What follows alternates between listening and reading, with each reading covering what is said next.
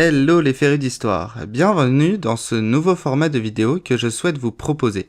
Oui, entre les grosses émissions d'un jour d'histoire, il peut s'écouler un certain temps et je réfléchissais à comment vous faire patienter. C'est alors que me vint une idée.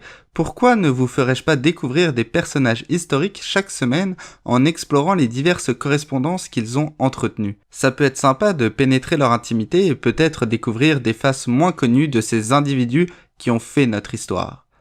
Et pour ce premier épisode, je suis tombé sur une lettre rédigée de la main d'Henri VIII.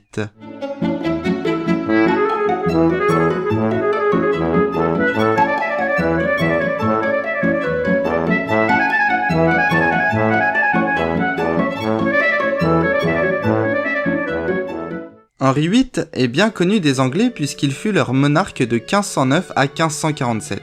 Mais plus que ça, c'est lui-même qui rompit avec l'église catholique pour créer l'église anglicane.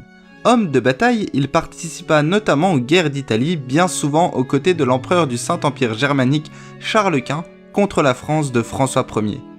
Éminent membre de la dynastie Tudor, c'est aussi un homme de la Renaissance.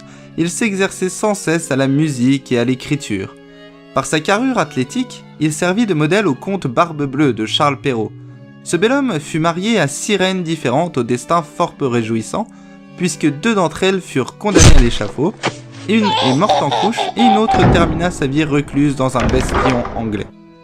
Dans cette lettre que je vais vous lire, Henri VIII, alors encore marié à Catherine d'Aragon, écrit à sa maîtresse et future épouse Anne Boleyn.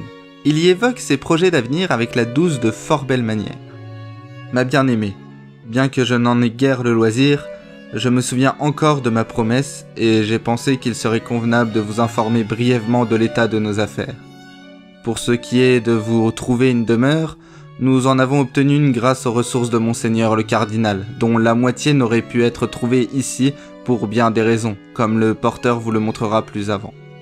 Quant à nos autres projets, je vous assure que rien de plus ne peut être accompli, qu'aucun zèle supplémentaire ne peut être mis en œuvre, qu'aucun autre danger ne peut être mieux prévu ou anticipé, tant et si bien que je suis convaincu que plus tard, tout cela nous conviendra tout à fait. Les spécificités de ces arrangements sont à la fois trop longues à décrire par écrit et impropres à être envoyées par un messager. Ainsi, jusqu'à votre venue, je garde ici quelque chose. Je suis convaincu que cela ne sera plus très long, puisque j'ai exigé de Monseigneur, votre père, une réponse rapide. Ainsi, par manque de temps, mon amour, j'achève ici cette lettre, écrite de la main de celui qui souhaite vous appartenir. Bien qu'il soit indigne d'un gentilhomme que de prendre sa dame pour servante, je ferai cependant selon vos désirs, puisque je reconnais volontiers que vous serez sans doute plus à votre aise à la place que vous avez choisie vous-même plutôt qu'à celle que je vous ai donnée. Je resterai de tout cœur votre obligé, si vous êtes assez bonne pour conserver quelques souvenirs de moi. Henri. Une belle lettre de 1527 empreinte d'amour, n'est-ce pas?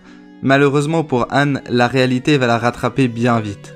Elle finira décapitée le 19 mai 1536.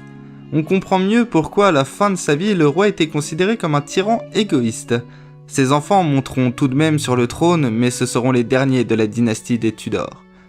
N'hésitez pas à me dire en commentaire ce que vous avez pensé de ce nouveau format, à lâcher un petit pouce bleu si ça vous a plu, à partager et surtout abonnez-vous.